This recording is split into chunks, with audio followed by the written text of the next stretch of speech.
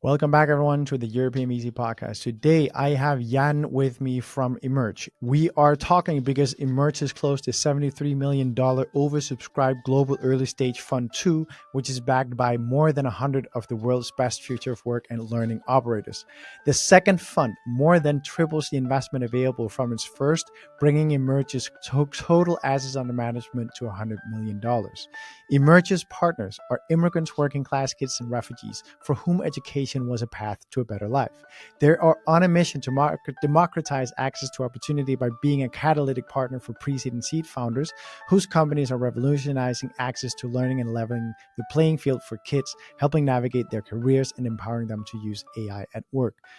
So I can only tell you, this episode dives into something that I absolutely love myself, which is, of course, learning and AI in work.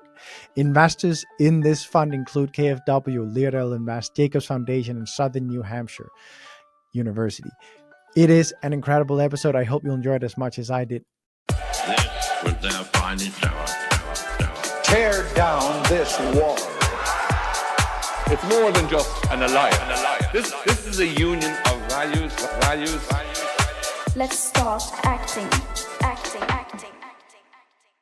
This show is not investment advice, and the hosts of this episode may be invested in the funds and companies featured. So, Jan, welcome to the European Easy podcast. Hey, Andreas, how you doing?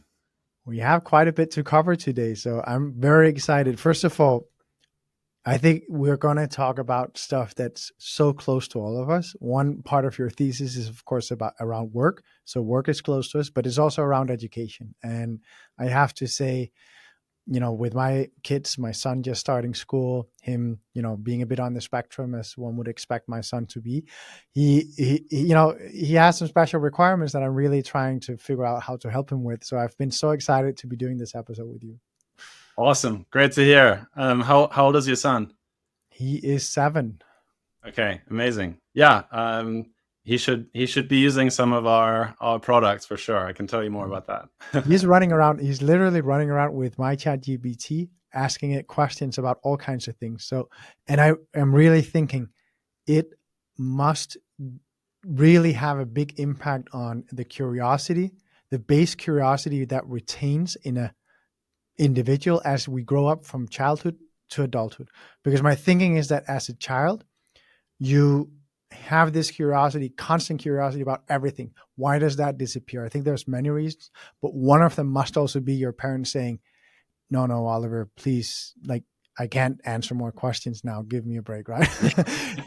Being told that multiple times per day in that period where you're the most curious, instead of being told that, but being told, I don't have time right now because I'm cooking and I'm trying to deal with some things, but here's my ChatGPT. Run out, have a chat with it, and come back and tell me what you've learned. Yeah. Going in that period, not being declined, but rather being encouraged, that must have some fundamental difference in the mind that you develop. What do you think? Am I right? I completely agree. And what's interesting about this is traditionally parents have been so anti-screen time, right? People give their phones to their kids as a last resort because they need that time to cook or whatever they need to do, and kids snagging them. But it's always with anxiety and guilt.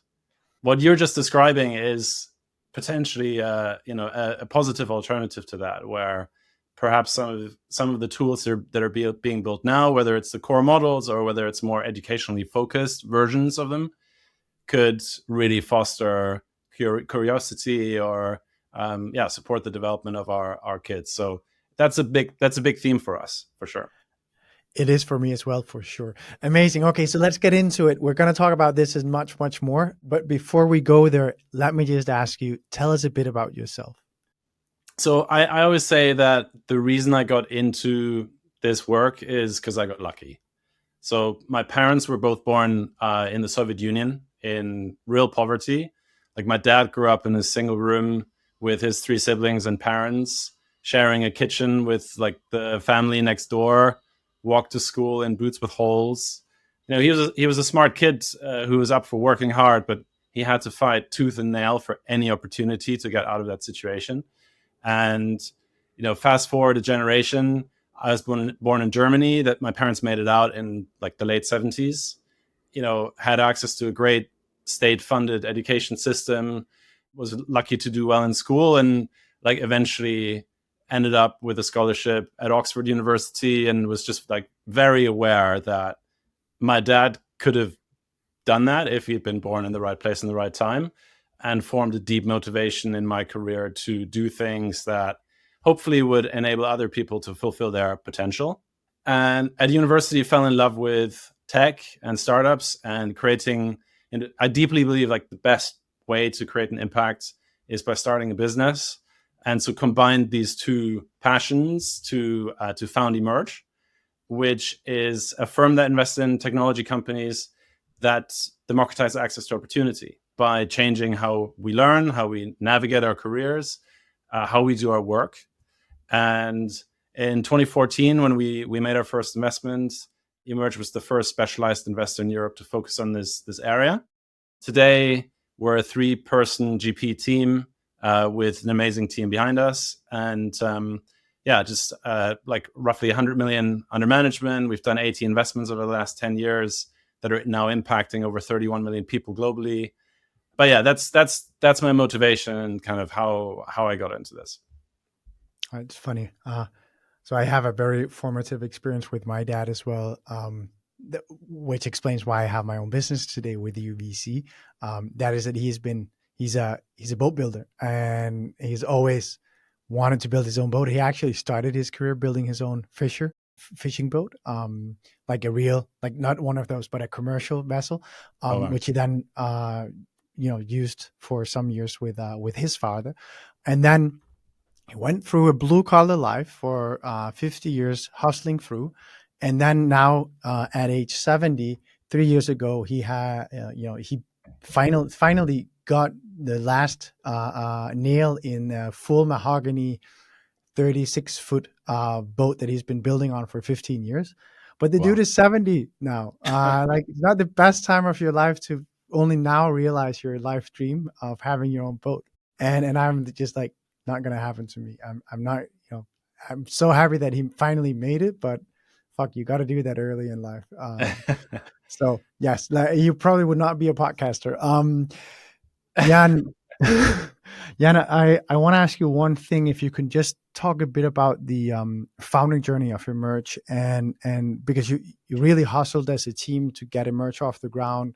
You as you say yourself, you personally had no track record in investing. How did you do this? What were the struggles? What do you think allowed you to overcome, some of the struggles that you had there? Obviously, every founding GP that's listening in, they know what the struggles are. Yeah, we're very, very lucky that we just announced our second fund generation. It's a $73 million fund backed by over like 100 industry operators, but also institutional investors like KfW. But yeah, when I got started, I was 26, no track records, no experience whatsoever in any professional field, and unfortunately also no personal capital to put to work. So basically, I had this crazy dream, and the only way to start building credibility was to do deal by deal work.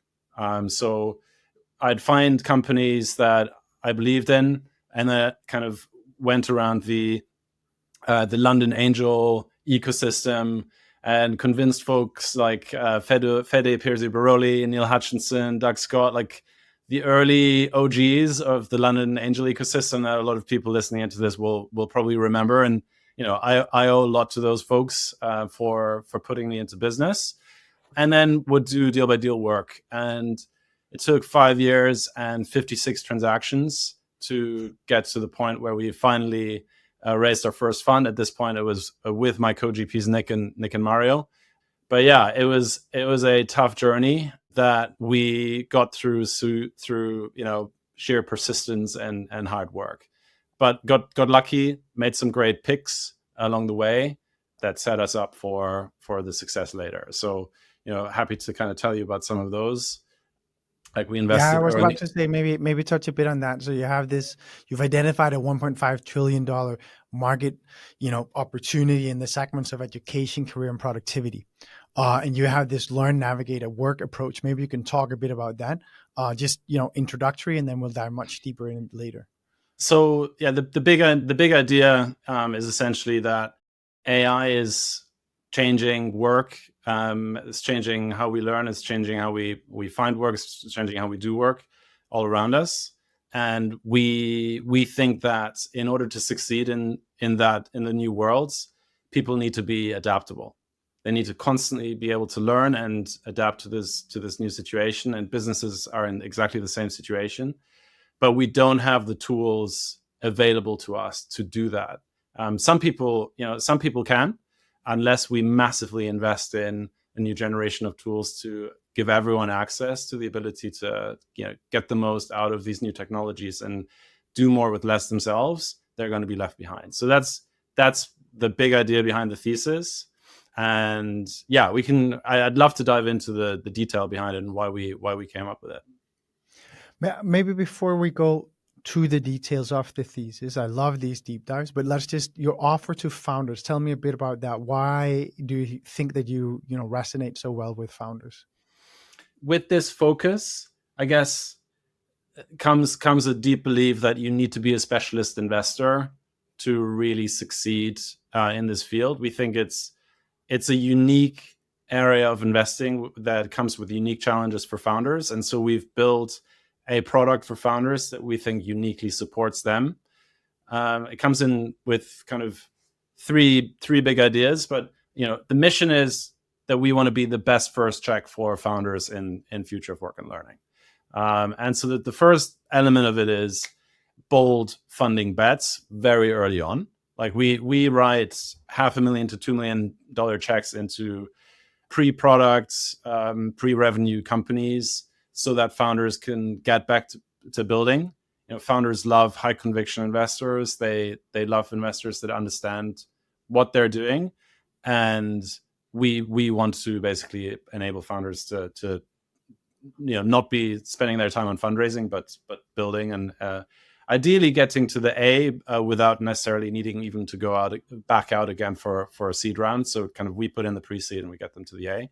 It's the idea. With that comes the second prong, which is being maniacal about supporting them to get an amazing A round together. We're very happy to have an 80% graduation rate from pre-seed in our portfolio. We do a lot of work with our founders to build relationships with the right investors throughout the process and introduce them to people. With Yoto, one of our early investments, we introduced them to the lead investor of every single round since the pre-seed, including the latest Series B. So if you jump the seat, so to say, do you then also have a longer time period from pre-seed to seed? Yeah. Or sorry, to Series A. So that means that typically it's 3 years or so where you actually don't have an uplift. Yeah. It's, sometimes we will in provide. Thus, in that you can hear this the question, right? What How do you fundraise? Because sometimes it's a bit hard to raise a second fund if you don't have much uplifts, and many of your investments will then not have uplifts, right? Yeah. I think it's more like, rather than giving folks, pre-seed funding for a year to year and a half, you maybe give it to them for a year and a half to 2 years. Yeah. And you enable them to raise the A after 2 years. So it's not like you take 3 years. And it doesn't happen in every case, obviously. Every company is different, but for the really top companies in the portfolio, that's the pattern that we're seeing. And that's, by the way, that's also why we believe being early is so important as an investor. Because if you're not in the pre-seed, it might be the A that's the next opportunity that you come in. And, if you want to see that really big uplift, you better be early. Then tell me a bit about the investment philosophy, because you have a bit more. One thing is the outsized returns from focused bets that you just described. You're able to do that because you have a very specialized niche that you're leveraging your proprietary knowledge and also the VP community you've spoken a bit about. But tell me a bit more about what is it that lies behind you when you make these big bets. What is it that allows you to do that? Because typically that requires a bit more sophisticated tools than some have.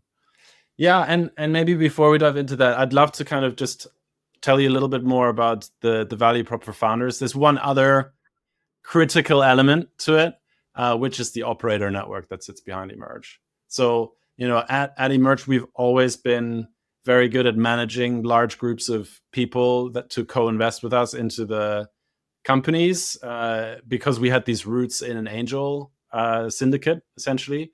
And we've carried that over into how we manage our funds. We now have a group of 100 plus venture partners sitting behind us who are industry leaders that have built some of the largest companies in the space, either as founders or as C-level operators, or that are buyer personas in Fortune 500 companies, CHROs, CLOs, the kind of folks that buy the software our companies build. And they invest in our fund, but then they also get involved with individual portfolio companies. They co-invest with us into deals. They become advisors to the portfolio. And like 50% of that group is literally on the cap table of our portfolio companies. So it's, as many people say they have expert networks and add value through mentorship or whatever. I think lots of people fail to actually realize that into something truly meaningful. But we treat it as a product, just like we treat what we offer to founders as a product, and have succeeded in truly creating like a super engaged, very high quality group of venture partners that get involved with the portfolio. And that's, I think at the end of the day, that's why founders choose to work with Emerge. Do they also act as sourcing partners or less so? Yes. So the VPs are involved in every part of the investment process. So they help us source, and they're incentivized to do that.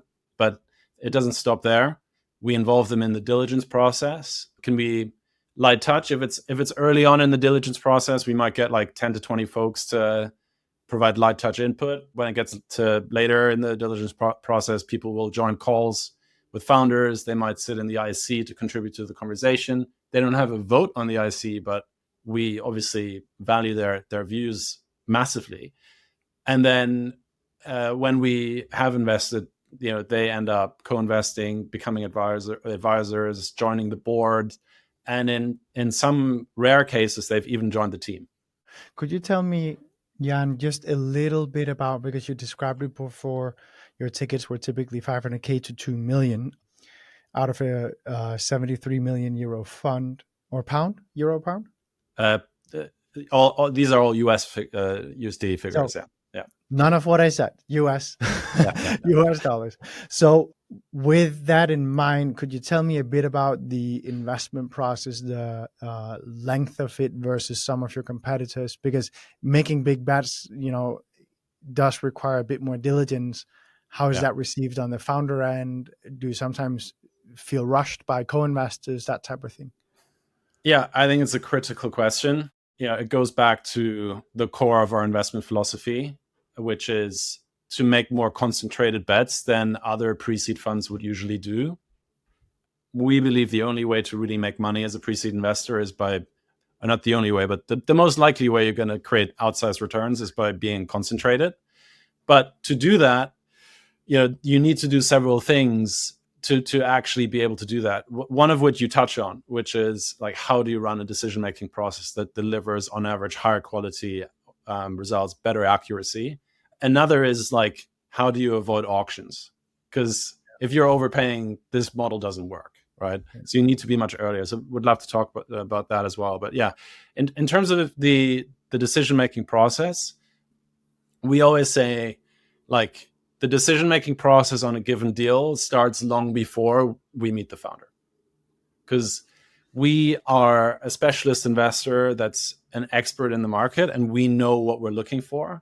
We have, and we'll talk about it later, but we have 40 investment themes that are specific areas in the ecosystem of, future of work and learning that we are excited by, that we spend a lot of time researching. We go into that with our venture partners to understand their market perspective. We speak to potential customers to get their perspective. We would love to talk about and like how we map the space and understand what is happening in our investment categories. So we have that, and basically we try to form a view on an individual business idea before we meet the founder. So often it's like the diligence process is more focused on the team, how they're executing, and the product, and less about the market opportunity and whether we believe in it because we're there already. So that enables us to still be quite fast, and we can we can get to term sheet within 2 to 4 weeks. So that is significantly different from if you came as a generalist investor and had to first read into the space. Yeah. I want to ask you a bit about the European opportunity, because many of your co-investors are US investors. So maybe you can talk a bit about how, you meet the US market, how you make that whole work, and so on. One of the big ideas behind how we invest is to focus on Europe as an undervalued geo. The opportunities for these investment themes that we've identified are definitely global. But when we look at the market, we see that entry price for European companies in the space is like 50% of US counterparts at the early stages. And then over time, as they get to Series A, B, C, they converge, because these companies end up expanding to the US market, raising from US funds, and ultimately often selling or going public in the US as well. And that's, it's a fantastic model if you can build proprietary access in Europe and go on that journey. In our portfolio, the founders, like our founders, are roughly 80% based in Europe, but today at least 80% of the revenue across the whole portfolio comes from the US market. So that's the shift that we're trying to help them make. Part of that is that our venture partners are 50% based in the US. So when they need to make that change, we can help them with on the ground expertise, talent, access to customers, etc. So now I want to ask you about the technological and societal convergences that are kind of behind your investment thesis in the space of future of work and education. And maybe I want to start us with a simple observation, which is that education, edtech, was not something that was very sexy a few years ago. So maybe you can just comment on that fact, and then you can talk about the bigger cycles that now are actually propelling this space.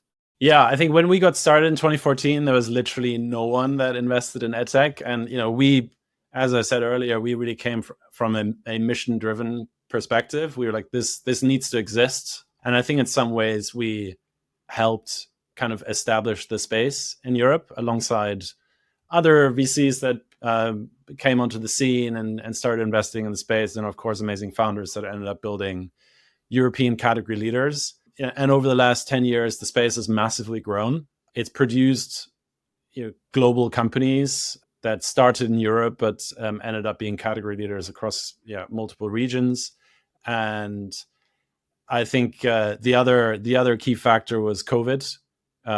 Suddenly every person was confronted with how crap school is when they saw their kids at home sitting on Zoom, and it propelled a lot of people to get into the space, and obviously a lot of funding went into it as well.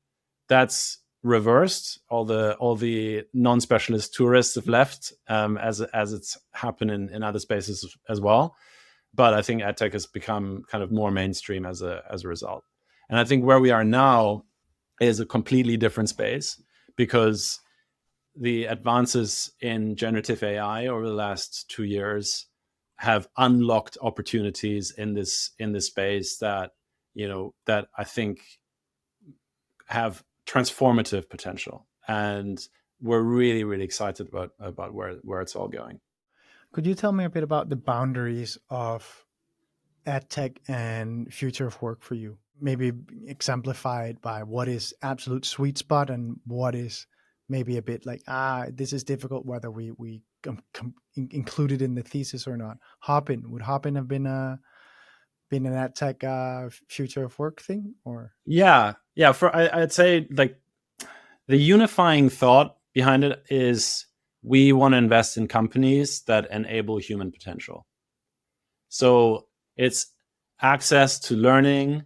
It's companies that help you figure out, what do you do with your career? How do you get into the right job? That help companies figure out, who to hire, how to manage them, how to promote.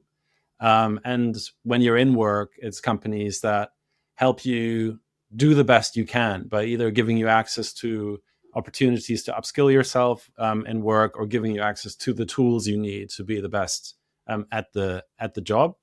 And I guess Hopin you could see as democratizing access to to knowledge, and maybe would have fit into that. I think another example is AI agents. You would probably not think of that as edtech, but we definitely think about it as part of our Learn, Navigate, Work thesis. Equally, like companies selling SaaS to schools is traditional edtech, but it's not something we would touch. It's not part of our Learn, Navigate thesis, so a work thesis. So these themes are not traditionally edtech or HR tech, but kind of something in between and also something outside. But yeah, I mean, would love to tell you more about kind of how we came to these themes, how we formed Go ahead. the thesis. Absolutely, go into Yeah. it. So yeah, the big idea behind the investment thesis is that like every technology revolution changes society in a fundamental way and ends up with a huge investment in changing how we learn and work. And the same thing has happened every time over the last 250 years. And the general pattern is when a new general purpose technology comes in, it starts creating efficiencies, starts changing how we work, and that leads to a loss of jobs.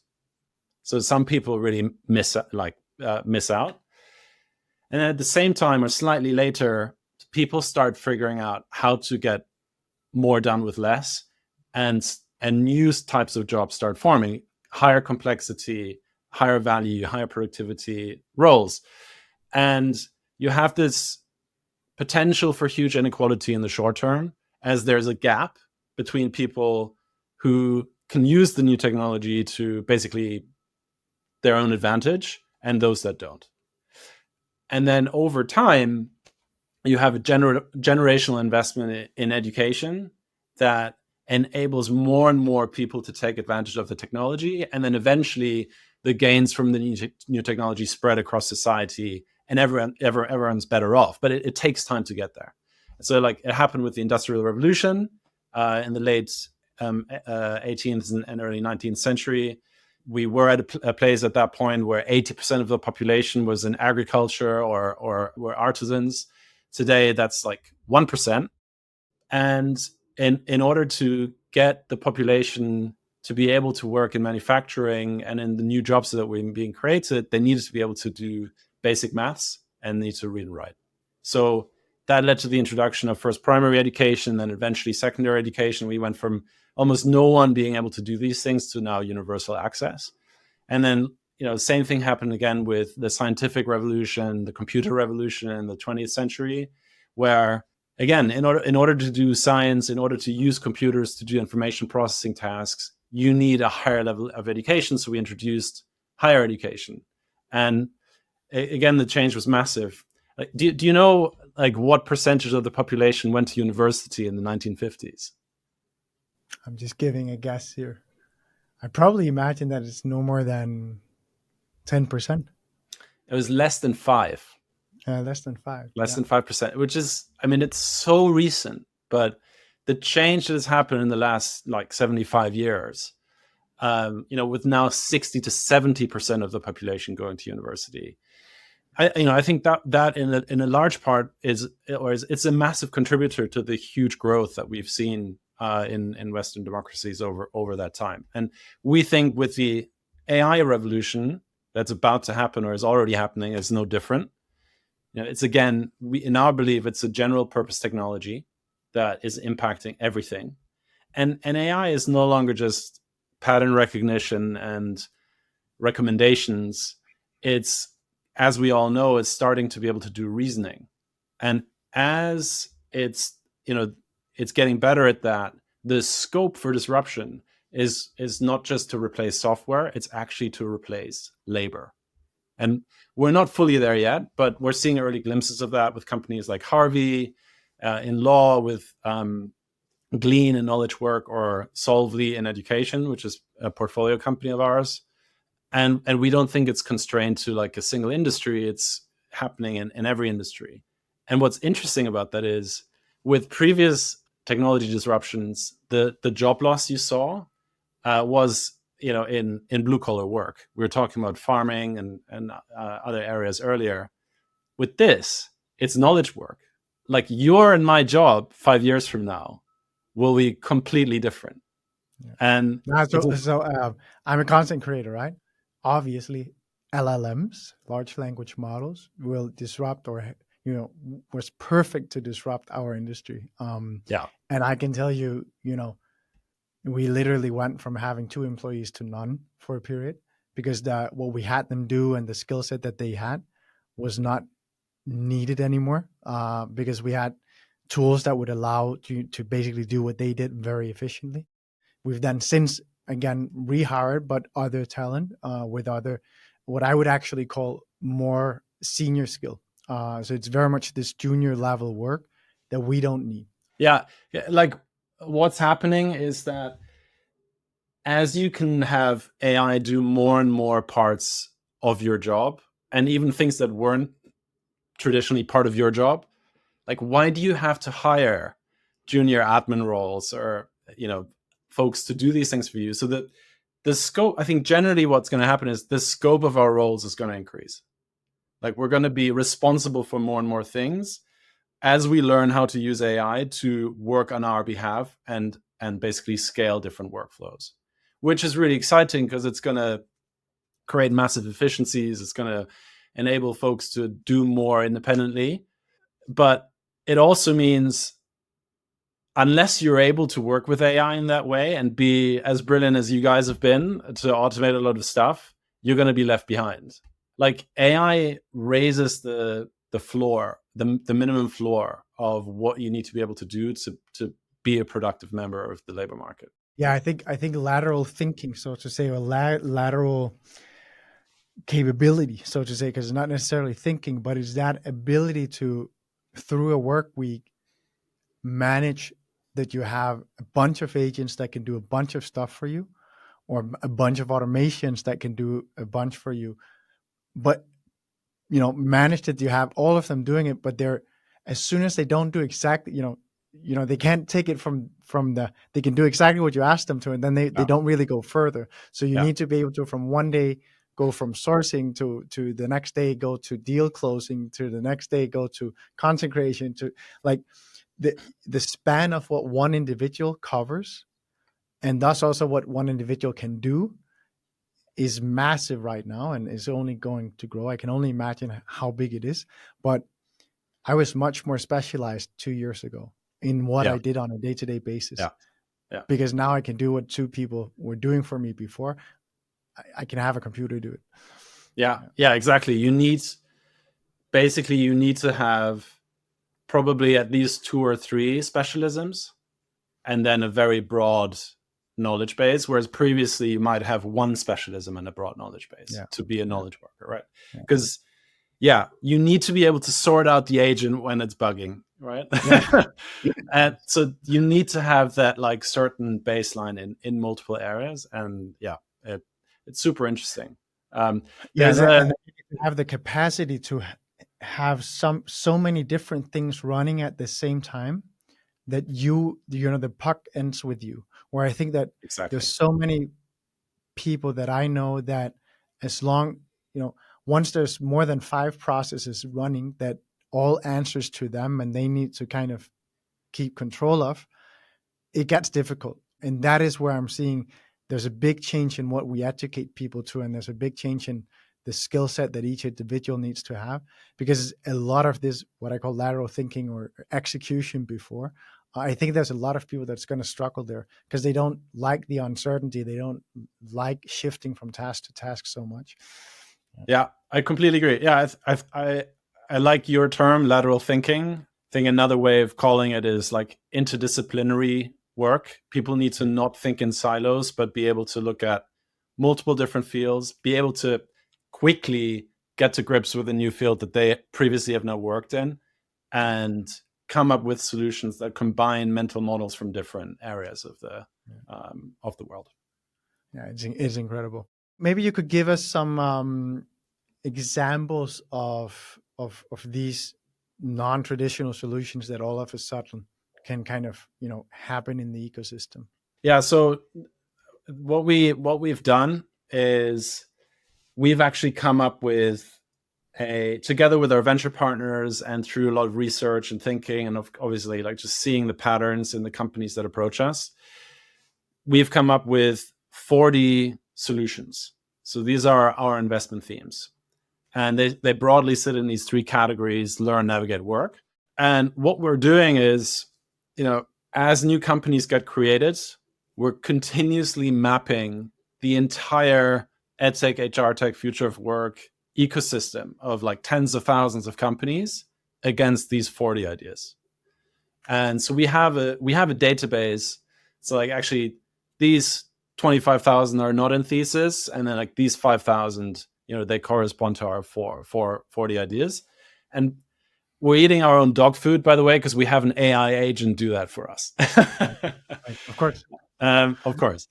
And as we briefly touched on, these 40 themes don't neatly fall into edtech, HR tech, or whatever. They're our own thesis. And what we're also seeing is if we compare them to traditional edtech or HR tech, they're massively outperforming those categories. Like in 2024, they raised at least 3x the funding of the average like edtech company. And that's partly to do, we think, with the macro need that I've been talking about, and partly to do with, these themes are all very heavy on the AI application layer, which is obviously seeing a lot of interest right now. But yeah, so to kind of tell you more about it, would love to go into each, like learn, navigate, work, talk a little bit about the specific problems we see or the specific needs we see in each of these, and then give you examples of companies that we've backed or kind of ideas we'd like to back. Do that. Let's start with learn, where everything begins. Okay. Yeah, great. Yeah. So, I mean, at a high level, as we were discussing, to succeed in this new world, you need to be adaptable. You need to be able to learn things fast. And that requires two things. Firstly, you have to have a strong educational foundation. You have to be able to think. And then secondly, you need to have easy access to new learning opportunities or to learning resources when you want to expand. And neither of those two things are available to everyone right now. And I'd say kind of there are many reasons for that, but at the core, the main reason is that to deliver a high quality learning experience right now requires a lot of human interaction. And that's just super expensive. It's hard to scale. That's why a lot of people don't have access to that. And the big idea with AI is to start developing systems that can take over some of those interactions, that can mimic the actions of a good tutor or teacher, and that then can democratize access to learning opportunities for people at all ages, from kids to adult learners. And like, to be clear, ChatGPT is not there yet. ChatGPT is desperate to give you answers to questions, but like a good teacher doesn't do that, right? Like a good teacher helps you figure out how to get to the answers yourself. But I think at the application layer, that's where the opportunities exist to build didactic models that end up doing these things and that grab this opportunity. And could you tell me some of the subcategories within learning? Because so you just described it's the fact that AI can provide low cost, personalized learning, accessible for all ages. But what are the subcategories within this? Yeah. So there's 5 subcategories. It's tech for young families. Then there is like consumer focused companies that provide learning support to kids in high school and university. It's co-pilots for educators who are just massively overworked, and they're using AI a lot to help them do more with less. And then it's like self-improvement and language learning, which is more focused on adult learners. And if you look at those categories, today's spend is about 500 billion across those 5. Why don't you have the old behemoth of schools, universities, like classroom teaching? Yeah, I don't think you have educator co-pilot. So it's within the world of formal education, it's the co-pilots that you focus on. It's not the whole disruption of the existing way of schooling. there's several reasons for that. I think high level, the formal education system that we have right now is becoming obsolete. Like, we need to learn so much faster than, a 4-year university degree. And a lot of the things that you can learn at university, like by the time they launch a course, it's taken them 5 years to approve. Like, it's already out of date. It's probably out of date by the time the draft is written, but it's definitely out of date by the time they've approved it and actually launched the course. So that's one big reason why I think real change to how learning happens is not going to come through institutions. The other reason it's not part of our investment thesis is just because it's really hard to sell into educational institutions and get to any scale quickly. So it's not where we're focused. When it comes to learn, it's mainly consumer companies that we invest in.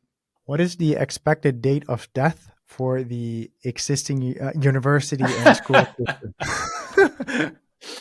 It's a really interesting question. Yeah, I mean, I think over the last decade, there has been a quiet death of a lot of lower tier and mid-tier universities. It's not been a news story, but there have been several factors. One is the real cost of going to university has been increasing at like a stupid rate compared to inflation. Universities are in Europe as well, because I know this for the US, it's mainly rampant, in the US. Yeah, I mean, a lot of European university provision is obviously free, so it doesn't. Yeah, but it might be in the back end the same problem. We just don't see it. That's true. Yeah, I think, I mean, it is mainly in the US. Even in the UK, for example, where more and more of the cost of higher education has been shifted to the consumer. Okay. The skepticism amongst consumers to basically invest in a university degree when it's unclear what the real impact on your career is going to be of a lot of these degrees has meant that some universities have really suffered. And the big brand names will always be there. But for the lower tier and some of the mid-tier universities, unless they really adapt, they're going to find it tough. Yeah, Teal Fellowship all the way, man. Yeah. Give us some examples then. What is it within these subcategories that you have invested in or are looking at? One area that I find really exciting right now is learning support for kids at all age, like whether they're in high school or university, because every kid faces exam pressure at some point in their career, but not every kid has the same level of support to basically succeed in these exams. And some kids just find it really tough to perform in an exam setting in the first place. And if you combine that with, you're maybe from a disadvantaged background where your parents can't afford to also pay for a tutor that prepares you for these situations, you're gonna suffer. And then these things have long-term consequences because it determines what university you might get into and so on and so forth. So to level the playing field and give everyone equal access to good learning opportunities, democratizing access to learning support outside of school is actually really important. And tutoring is super expensive, but as we were just discussing, AI can start mimicking the actions of a good tutor. And we have a company called Solvly where we co-led the first institutional round for the company earlier this year. And they're basically an AI study buddy for all subjects used by both university students and by high school students. And contrary to ChatGPT, it doesn't just give you the answers. It helps you figure out how to get to the answer. The tech is essentially they've figured out how to not hallucinate for really complex questions in maths and science, which is where ChatGPT falls short. That and the user interface is their source of defensibility. And this company is the fastest growing company I've ever seen. There is so much pent-up demand among students for these kind of tools. They were the first to adopt AI, from basically January 2023, because contrary to popular belief, they're not just after the answers, they're actually after high quality learning support. And ChatGPT isn't enough. They're looking for more. So Solvly is a really exciting company, a year old, and well into seven figures, and doing exceptionally well. And then like a second example in the same category is a UK business called My Headspace, which has a really exciting model. So they're basically like, you can imagine them as Twitch for education. So they're taking teachers that are streaming, and they're turning them into celebrities. They've built a machine that turns them into celebrities on social media. And then they become cool, and kids want to learn with them, and you can subscribe basically to have a flat rate access to these streamers all year round. And again, the traction in that company is going bananas. There's a company in India called Physics Wallah, which has established this model. They've just raised the $200 million Series B, and My Headspace is basically bringing that same model to the West, and now using this massive traction to also build AI learning into the product as well. So like between the streams, you'll have AI support to help you with homework, and then you go back to the big brand names to get your fix. So those are two examples from the Learn to get your fix, to get your diploma, right? Because that's the value they provide. Yeah, exactly. Incredibly interesting. I remember something that you spoke about, which was the access to tutors, or to knowing as a blue collar family member, how to navigate the ecosystem of education and how to hack that system. I just, when you shared a bit about that, I thought back to my time at university, my first year, and I remember I went up to an exam. I knew that I'm fucking good at this. I went up and I was expecting to get an A, and then I failed. I was like, what the fuck? What happened here? And then I took that and went to my teacher and said, what happened here? And then, I said, well, blah, blah, blah. But then what I did get was I got 3 A graded assignments, right? And then I said, okay, so what has happened here? And then I deduced what's the preparation for this type of exam to be able to then deliver this type of product, right? Which then, after I did that, I went up and I got an A. And I then did the same thing with the other courses and in that same semester. And I got A's all around, right? And so I realized this is just about hacking the system. It's a game. It's ridiculous. So then, I actually sped up my bachelor's. So I did my bachelor's in half time. I was then working during my master's. So I think I showed up for the first and the last class in each course there. But that was literally blew me away, the fact that as long as you know the methods of testing and you know how to hack that and you know how to learn, you've got what you need to be able to ace, at least in the social sciences. You've got what you need to be able to ace the exam. So it just absolutely blew me away. And the fact that, you can now, I can only imagine, like, it's very heretic to the university ecosystem to just be teaching methods to hack exams. But an AI tool that would just tell you, look, give me the 3 best assignments. I'll tell you exactly how to prepare for this type of thing. And then I'll run you through that. So simple. Yeah. It's funny. I mean, firstly, there's a ton of demand from students for that kind of support, but also contrast that with what you were talking about your son at the beginning of the conversation. Completely. Yes. Like, that's not curiosity, and actually that's not what's going to help you build the multidisciplinary knowledge and lateral thinking that we were talking about. That's going to like help you succeed in this new world. So I think we need both. Exploit the system. Yeah, you need to hack the system to get through the exams, but then you need to find the curiosity in yourself, or else. I've never been more curious. Like ChatGPT has allowed me to find my curiosity, like, or at least put it on steroids again, because I'm learning so much now. Yeah. All right, let's get to navigate then. So this was learn. Then let's get to navigate, the second part of the learn, navigate, work thesis of yours. Yeah. So this part is really about like how the labor market changes as a result of AI disruption. I think the fundamental trends are like more people will transition in and out of jobs than they are today.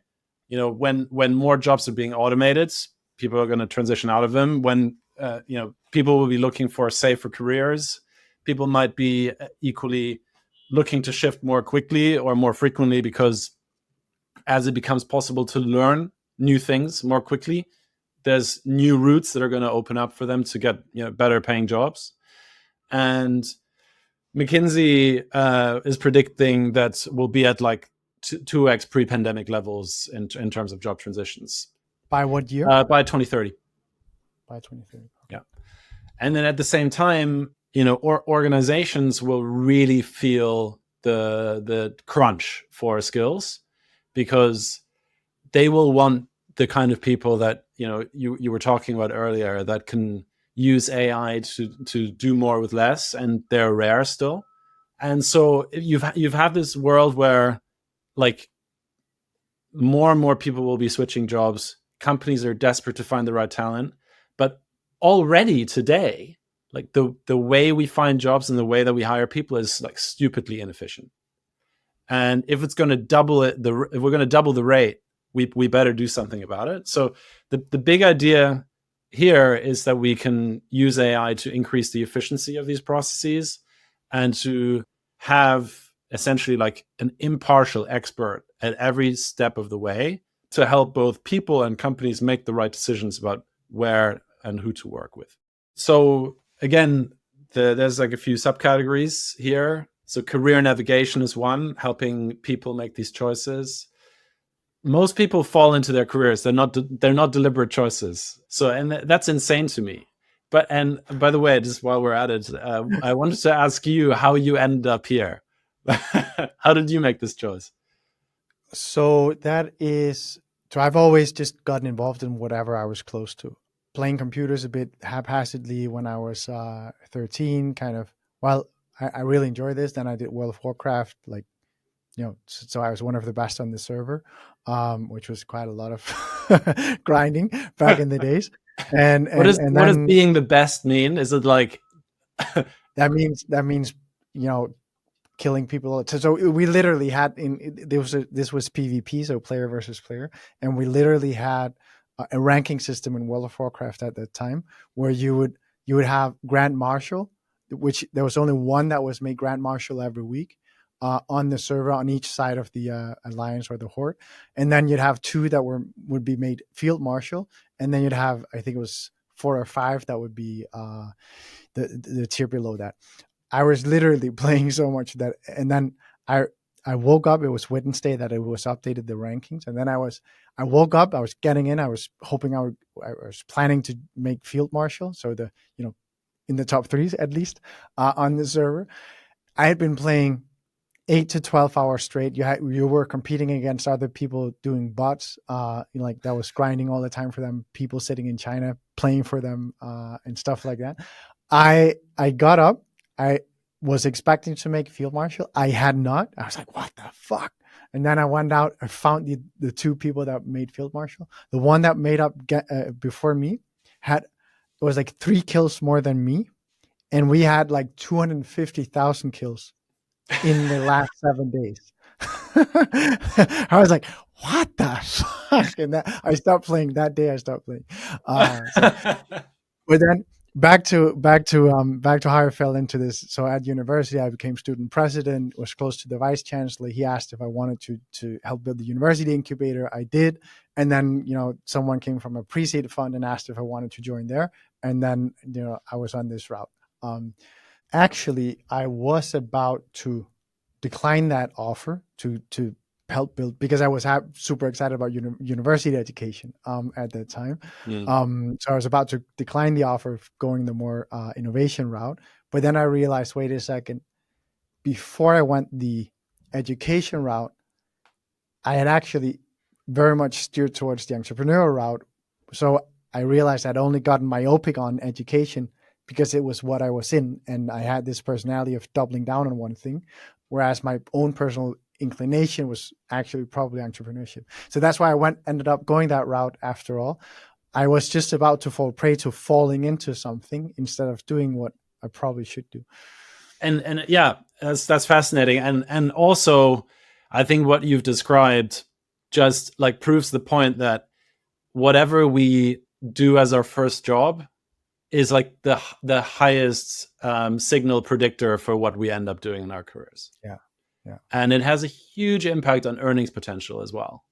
And like Yeah. whatever we first do is often the least deliberate choice. Yeah. It's just so crazy. That's a great point. I'll say that to any young person I know. Yeah. Like it has a huge predictor of your final earnings. Like Yeah. that can make anyone think about what they do as their first job. Yeah, for sure. Yeah, so like, one of the ideas under Navigate is to basically build AI tools that understand your goals, but also have a really good understanding of how you can fit into the labor market and fit into career paths that have a potential to be fulfilling for you, whatever that means. Earnings potential obviously being an element of that, and who can guide you in the right decision. But maybe not even stop there. Like, we could be eventually in a world where everyone has an agent that like goes around and applies to jobs for them and constantly figures out like what's the next best move for you. And obviously that kind of career support exists in the world. They're really expensive and they only work with the highest earning people. But if an AI can do that at near zero marginal cost, like why wouldn't that be available to a far greater proportion of the workforce? There's one idea. Yeah, sorry. Go ahead. Some examples, some concrete examples of the most interesting things you've seen built in this space. What is that? Yeah, I mean, so I guess an example is an investment in a company we made recently called Pop. They're more on the B2B side, but they essentially automate a lot of the recruitment process. Part of the problem in recruiting is it's really expensive to hire the wrong person, because firstly, you invest time in the process, and then if you fire them, you have to do it again. Secondly, there's the opportunity cost of the value you could have created had the right person been in the role from the start. And then of course you like have redundancy pay, etc. It's like companies waste billions on bad hires, but for some reason the way we acquire talent is still in the dark ages. It's like people pinging hundreds of emails to each other. Like inevitably majority of the candidates that apply to a role don't hear back. The TAs, the talent acquisition people, the hiring managers bring their own bias into the decision-making process. There are really rigorous science-backed methods for making better decisions, but they're so expensive you would only ever use them for like really senior roles. It is ripe for disruption. And so like Pop takes a lot of that process and automates it. Like from the moment someone applies to a role all the way to where they get like that final interview, it's all done by AI agents that Pop has created, who will go through the materials and figure out whether there's a fit. These agents will have a human-like conversation with the candidate on whatever channel the candidate wants, to ask them questions and match them against the required skills. They'll collect documents and verify them, and they'll like even do the scheduling for you. Have you seen any what you might call career co-pilots? I've met one founder, I think he was probably in Berlin. That's at least where I met him, doing what I would probably call a career pilot, meaning that it would sit on your computer, see everything you do, give you feedback both in terms of, it looks like you're less engaged. I can see from your email that your reply times have increased by X, and I can see in your calendar that so and so, and I can see the tone is going this way. Maybe you should think about all that kind of self-development stuff as an individual in your professional life, and then for them the monetization route was actually to the company, because the company would then get high level reporting on worker engagement and that type of thing. I love that. I'd love to speak to the company that you're thinking about. Exciting, right? But yeah, I've seen like 10 or 15 career co-pilots in the last 6 months. I mean, it's an area that we're really excited about. We haven't pulled the trigger on anything, but it's really exciting what's happening there. These things are, helping you figure out where you should focus. They're helping you build the best resume for that job. Like you'll put your resume and the projects you've done into into the engine, and then it figures out how to position it to the job based on the requirements in the job. And like the craziest thing I've seen, which I think goes to a moral gray zone where we probably wouldn't invest, there's even companies that are like a live teleprompter during a job interview. So imagine, I guess I like that. like they listen to the interviewer and like you just get like, this is what you should say. And can I get that for my podcast? I would do 3 podcasts every day. I would just read aloud from the teleprompter. Dude, like that. I'd be surprised if that doesn't exist. Like Riverside should definitely be doing this. But like I'm like 95% sure that the founder that was pitching me that idea was literally using his own product to just say whatever the product said, recommended he say in response to my DD questions. And like, that would actually be the best, demonstration as well, right? I couldn't make up my mind. I was like, what he should do is he should train his 9-year-old or whatever daughter to go on his calls and blow everyone away. That how can she like, and then okay, it's that powerful. I think or just have Joe Biden do it. If he'd done it in a transparent way, it would have been like, respect, your product's great, but the fact he was trying to get away with it, not sure. Yeah. Okay. So that's navigate. Now let's get to work. That's the final one of the learn, navigate, work framework. So going back to what we were saying earlier, to be successful in a world of AI disruption, like organizations and businesses need to be constantly adapting as well. Every month, every week, the technology shifts and businesses need to respond to that. But in order to be able to do that, you need to have upskilling as a core competence in your organization. And you also need to, like a core competence also needs to be tooling your people up with the latest AI tech to actually use it in your business. And where we are today is so far away from being able to say that the majority of enterprises have upskilling as a core competency. Like high quality corporate kind of learning opportunities like coaching or really high quality training is only available to like the top 1%. And everyone else is getting access to LinkedIn Learning, some static content library that they never use, and good luck. And I think this is genuinely is going to be a massive problem, because when these new AI tools come in, it's not going to be obvious how to use them. Like famously, like how old is Excel now? Like 40 years? I don't know. But so it's surely we've figured out how to use Excel by now, right? But like, no way. The majority of people don't know how to do a VLOOKUP function, like let alone write a macro. Yeah. And that's probably I stopped at VLOOKUP. Fuck macro. Yeah, you should definitely get into index match. It's way better. Anyway, so if you have an all-powerful AI agent that comes in that can do way more than Excel, it can actually do the data analysis for you, but you have no way of actually learning how to do it. Like how are we going to enable people to take advantage of these things? So that's the big idea, and I think it requires probably these tools themselves to also be providing the learning. Like the learning has to happen in the moment of work, rather than in a hotel room, in like a conference room in a hotel where you send your people away for a two-day workshop where they forget everything and then they come back to work and like, okay, how do I do this? So it's like the thesis is that working and learning will fuse, and it will happen inside the tools that we use every day. And an example here is a company we just backed called Mendo. We just announced it last week. They're a French business that you can imagine them as a co-pilot for your co-pilot.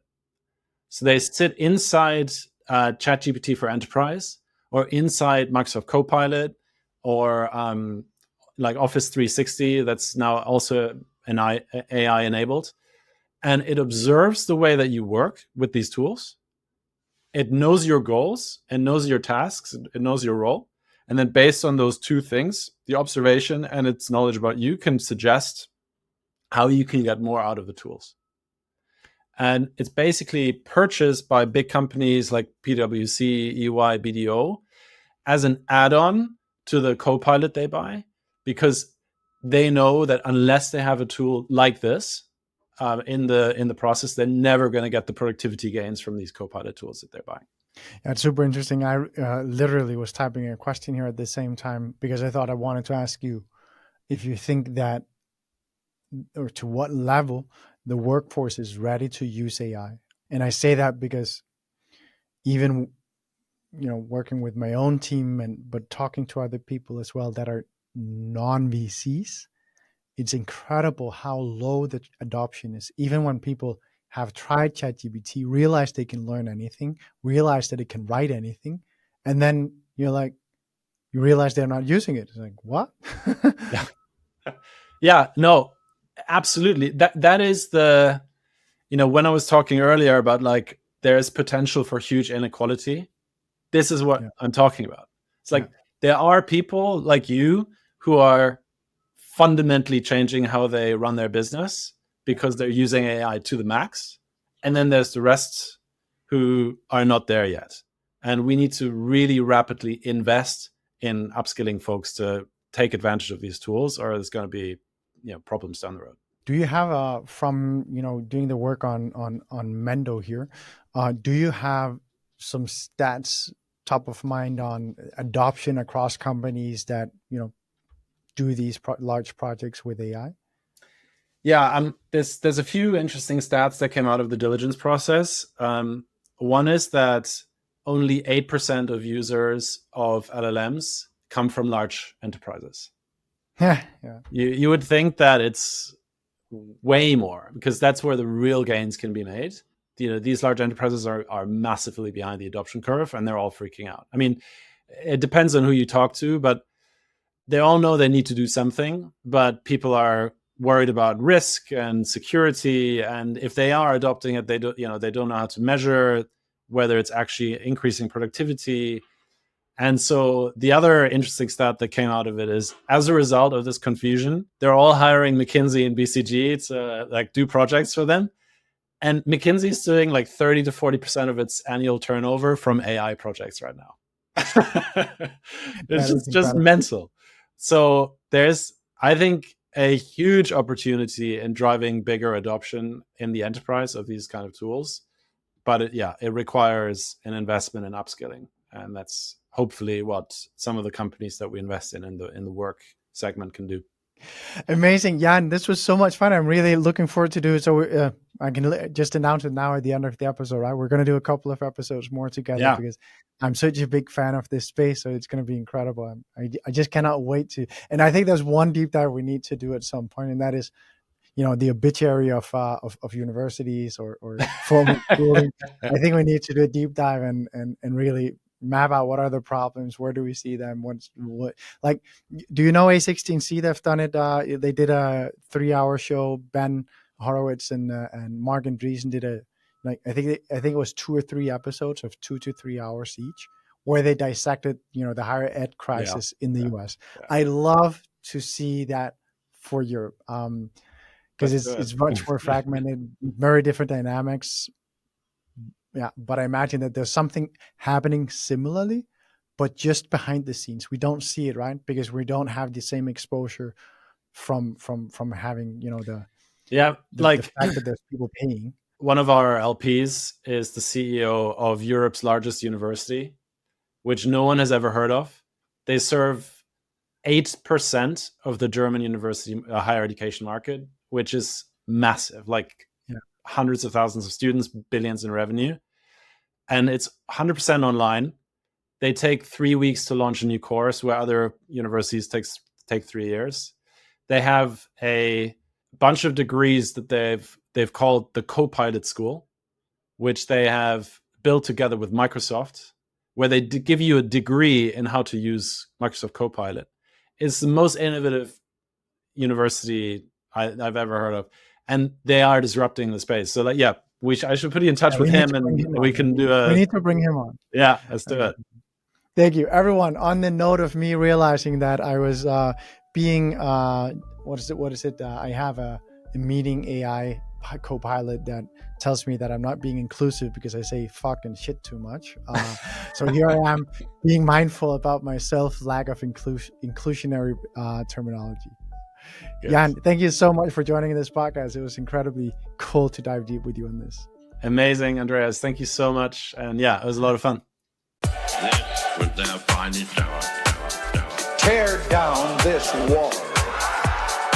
It's more than just an alliance. This is a union of values. Let's start acting.